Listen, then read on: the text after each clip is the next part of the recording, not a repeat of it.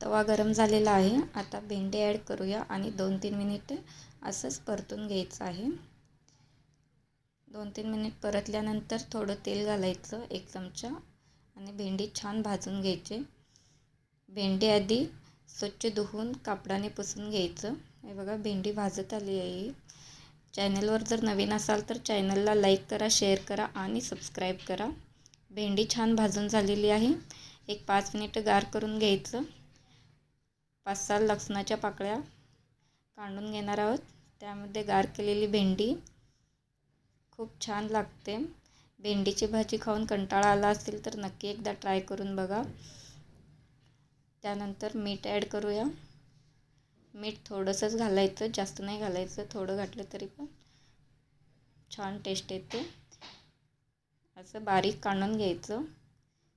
बाजरीच्या ज्वारीच्या भाकरीसोबत खायला खूप छान लागते. टिफिनसाठीही तुम्ही देऊ शकता. खूप मस्त. नक्की एकदा ट्राय करा.